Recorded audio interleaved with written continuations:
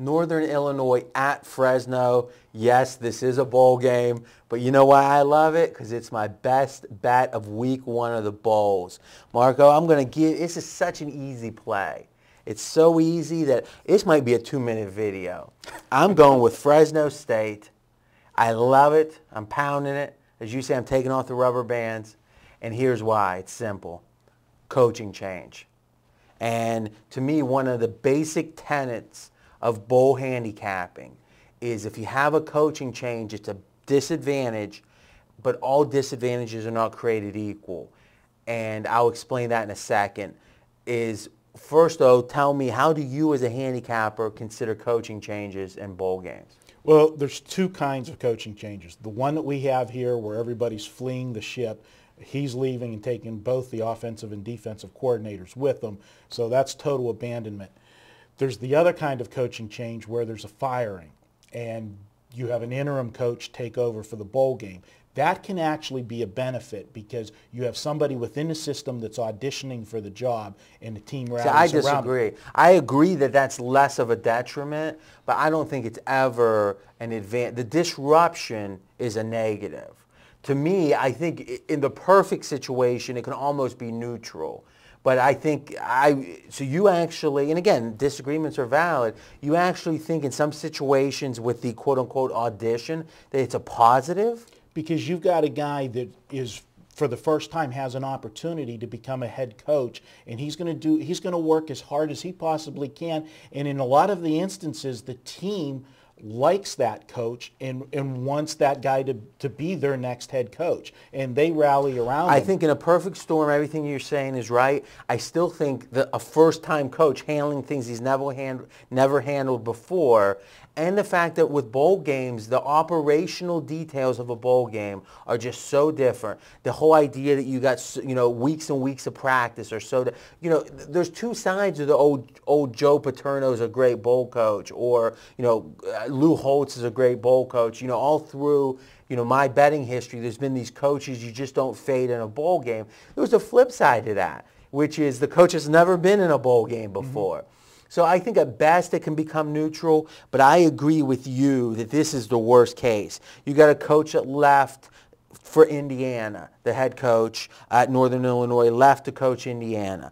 Then they hired just recently. Is it Indiana or Minnesota? I have Minnesota in my notes, so I could possibly be wrong. Oh, you know something? Maybe Indiana's involved somehow. So, but you know something? Let's just assume it doesn't matter. It's a Big Ten school. It's one of the bottom rung ones. Maybe I have Indiana written down, but I can make mistakes. So let's assume it doesn't matter. He left. Okay. He's gone.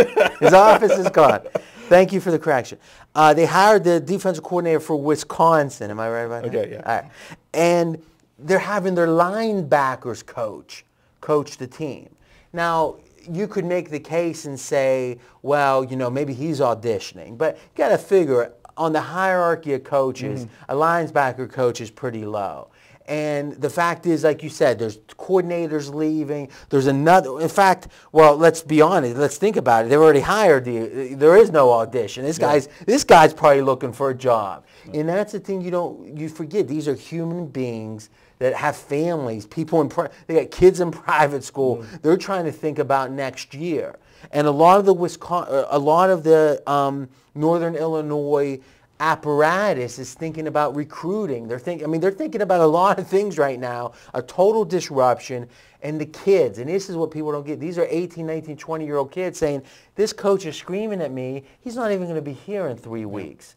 And it's a perfect storm, not only worth a couple of points, it can be worth 10, 20 points. You will see teams like this sometimes get blown out because they're just not ready to play. To me, I see all the negatives in Northern Illinois. I don't think it's accounted for in the line. I love Fresno here.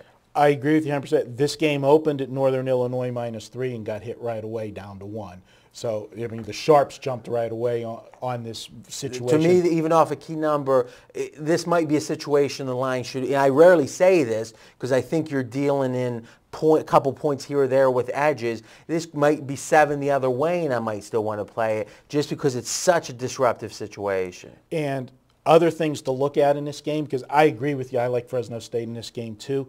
Situation, they're playing on the blue turf. Northern Illinois has never played there. This is going to be an advantage for Fresno State because they play here, and they just actually played here about 3 weeks, well, it'll be more than 3 weeks, but just a couple games ago they played. Point.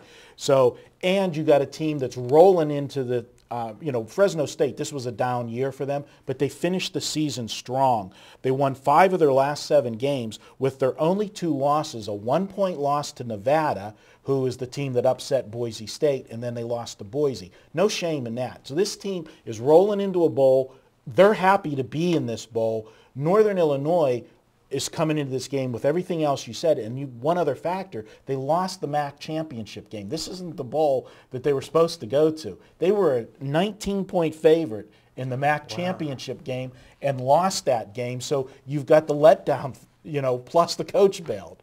And one of the wow, you made a better case than me for this. That's why I'm around, buddy. One of the things we'll talk about the most about bowls is motivation. And here you've got a situation, a Fresno team that's trending upward, and you've got a Northern Illinois team not only in disarray, but as you make a good point, is if you're supposed to be playing in a much better bowl, they're not going to be very excited about this. So this could be my bowl game of the year. I'm gonna be very excited to pound this baby, and again, it's my best bet in the first week. I agree with you. Kudos, sir. All right. Now it's your turn to continue the conversation in the comment section with Marco and me.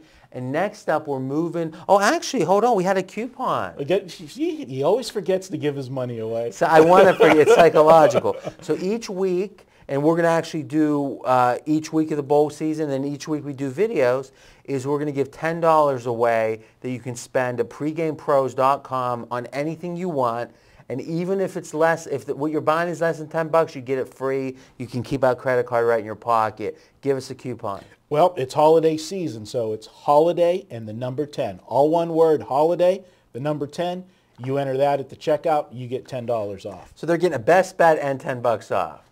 What could be better? I'm in the holiday mood, though. So next up, though, we're going to be talking the Eagles at the Giants NFL football on Sunday.